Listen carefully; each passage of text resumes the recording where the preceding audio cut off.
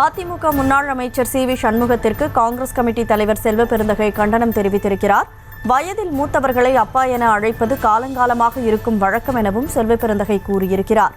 குழந்தை செல்வங்கள் அப்பா என்று அழைத்ததை வன்மத்துடன் கொச்சைப்படுத்தி பேசியதை ஏற்க முடியாது எனவும் அதிமுக முன்னாள் அமைச்சர் சி வி சண்முகத்திற்கு காங்கிரஸ் கமிட்டி தலைவர் செல்வ பெருந்தகை கண்டனம் தெரிவித்திருக்கிறார். அந்த அண்மை செய்தியை பார்த்துக் கொண்டிருக்கிறோம். கூடுதல் விவரங்களோடு செய்தியாளர் சுப்புராமன் இணைப்பில் இருக்கிறார். சுப்புராமன், வணக்கம். இது தொடர்பான முழு விவரங்களை பதிவு செய்யலாம். வணக்கம்.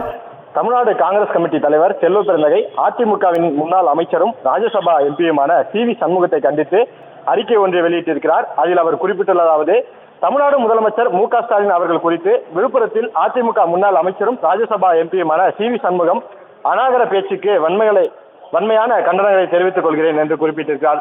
அவர் குறிப்பிட்டுள்ளதாவது, வயதில் மூத்தவர்களை அப்பா என்று அழைப்பது தமிழ்நாட்டில் காலங்காலமாக இருக்கும் வழக்கத்தில் ஒன்றுதான். ஆனால் குழந்தை செல்வங்கள் அப்பா என்று அழைத்ததை வன்மத்துடன் கொச்சைப்படுத்தி பேசியது ஒருபோதும் ஏற்றுக்கொள்ள முடியாது.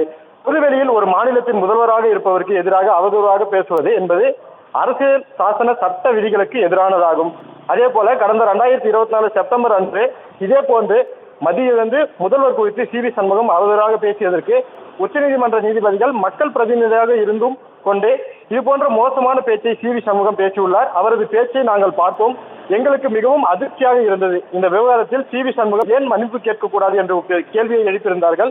குறிப்பாக எதிர்காலத்தில் இதுபோன்று பேச மாட்டேன் என்று பிரமாண பத்திரம் எழுதி தர வேண்டும். உண்மையாக சொல்ல வேண்டும் என்றால் சி வி சண்முகத்தின் பேச்சு மன்னிக்க முடியாத குற்றமாகும் என்றார்கள். உச்சநீதிமன்ற நீதிபதிகள் முகத்தில் அறைந்தால் போன்று கூறிய பின்பும் இதுபோன்று பேசுவது சுய விளம்பரம் அடைவதற்கு தானே தவிர வேறொன்றும் இருக்க முடியாது. மத்திய அரசும் ஆளுநரும் கொடுக்கும் இடைஞ்சலுக்கு மத்தியிலும் தமிழ்நாடு மக்களின் முன்னேற்றத்திற்கு நாள்தோறும் சிந்தித்து பல்வேறு செயல் திட்டங்களை தீட்டி அனைவரின் பாராட்டுகளையும் பெற்று முதல்வர்களுக்கெல்லாம் முன்னுதாரணமாக திகழும் நமது தமிழ்நாடு முதல்வர் அவர்கள் இருக்கிறார்.